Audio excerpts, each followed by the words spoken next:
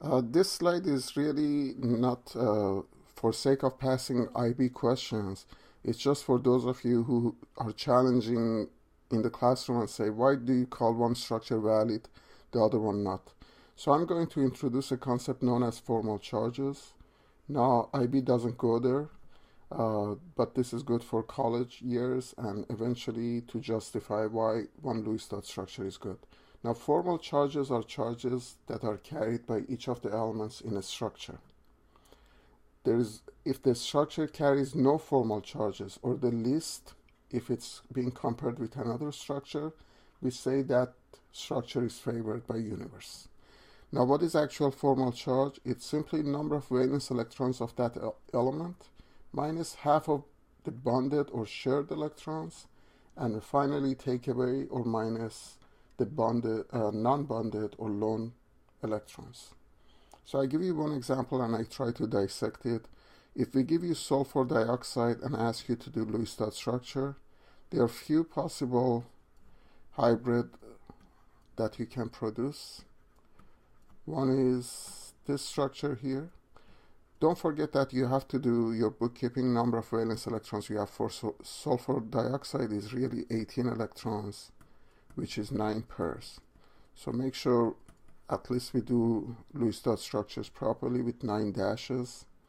And if you do the other sulfur and obey octet rule, you would have the hybrid of the first one. There are some students who produce another structure that is expanded octet for sulfur. In this case, you have 2 double bonds to oxygen, you still have the lone pair. Now, the last one is actually the one that is correct and is accepted or favored by universe.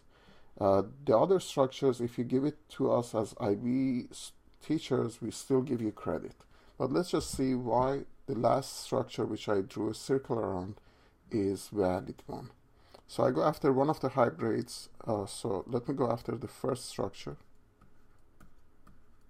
And I want to calculate the formal charges for each individual atom. So I'm going to do the first oxygen here. For this oxygen belongs to group number 6, so I have 6 valence electrons, minus the shared or bonded electrons are 2, so minus half of that is 1, minus the lone electrons are 1, 2, 3, 4, 5, 6. If you do this, you get minus 1. So this oxygen here is carrying a charge of minus 1, formal charge of minus 1. Let's do for the sulfur and see what happens. For the sulfur, if I do it, group number 6, 6 valence electrons, minus half of the shared or bonded, 1, 2, 3, 4, 5, 6, divide by 2, 3, minus 2 electrons that are non-bonded. When you do this, you get plus 1. So the sulfur is carrying a formal charge of plus 1. Now finally, if I do this oxygen here, 6 valence electrons minus half of the shared, 1, 2, 3, 4, divided by 2 is 2, minus the lone electrons, 1, 2, 3, 4, you get 0. This oxygen has no formal charge. But overall, the structure is carrying 2 elements, one sulfur that is plus 1, one oxygen that is minus 1. Let me do the last one and see if we carry least formal charges or no formal charges. So I bring the structure down here. Then I'm going to do for each oxygen. This oxygen here has 6 valence electrons minus half of the shared, 1, 2, 3, 4, that's 2, minus the non-bonded, 1, 2, 3, 4. If you do this, you get 0. So this oxygen is carrying no formal charge. The other oxygen is identical to this. It has the same sort of bonded electrons and shared. When you do your bookkeeping, this oxygen also carries a formal charge of 0. What about sulfur? Sulfur group 6, 6 valence electrons minus half of the shared, 1, 2, 3, 4, 5, 6, 7, 8 divided by 2, you get 4, minus your lone electrons, 1, 2, you also get 0. This structure has absolutely no formal charges, therefore this is what's favored by universe. Then again, if you are just worried about your IB exam, you can ignore this slide. But you know now why some teachers will say one structure is good, the other one is not valid. I will do one other example. If I give you a sulfate ion, let me just do my sort of bookkeeping. How many electrons do I have? How many dashes can I use? Sulfur is group 6, oxygen is group 6, so I have 5 elements belonging to group 6. So 5 times 6 valence electrons, plus when you're anion, you add it, plus 2 more electrons here. You have total of 32 electrons. Divided by 2, you get 16 pairs. Now when you do Lewis dot structure, you might produce a compound like this, respecting octet rule for sulfur, and I have used 16 pairs of electrons, so this is a valid Lewis dot structure. But in the textbooks, or sometimes by the teacher, we give you another structure and we say, this is actually what is favored in nature. So I have expanded the octet for sulfur, and I put it in bracket 2 minus, and I said this structure is favored.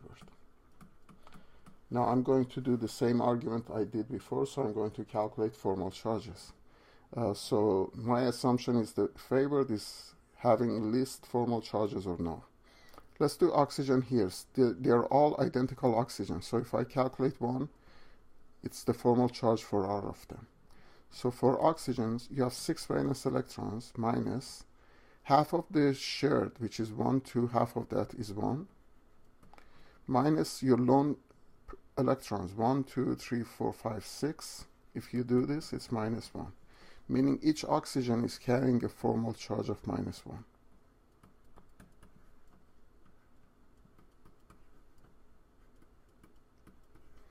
Now overall, this species has a 2 minus, so I'm going to assume that this sulfur should be plus 2, because I have 4 negative 1s, so it should be plus 2 in order to give me overall charge. So let's just do the sulfur. I'm going to use green for that. So I'll bring sulfur down here for my bookkeeping. I have 6 valence electrons minus half of the shared electrons. 1, 2, 3, 4, 5, 6, 7, 8. Divide by 2, you get 4. There is no lone pairs on sulfur, so this is sufficient, and you get plus 2.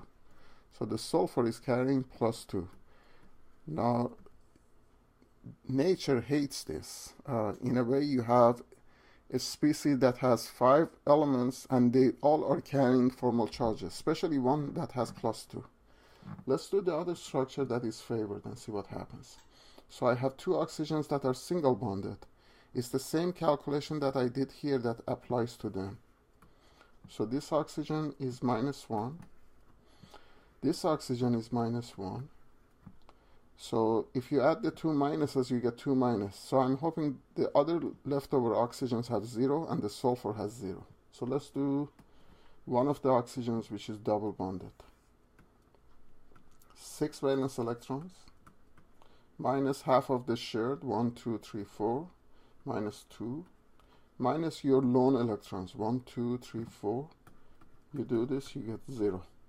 So the formal charge for this oxygen is 0. Should be true for the other oxygen too. It's identical. Now what about the sulfur? Let's do it in green. So sulfur, 6 valence electrons minus half of the shared. Now 1, 2, 3, 4, 5, 6, 7, 8, 9, 10, 11, 12 electrons divided by 2, you get 6, you get 0. This is 0, therefore you have a polyatomic ion that has the least of the formal charges. Only 2 elements within it carry formal charges. So this is favored. Just to finalize this, if you still have this slide on, if we ask you to do sulfuric acid, now we are just adding 2 hydrogen to the polyatomic, and you will get your structure. The oxygens with lone pairs of electrons are going to have the hydrogen.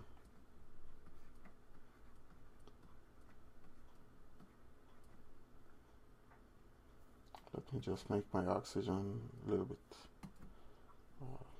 more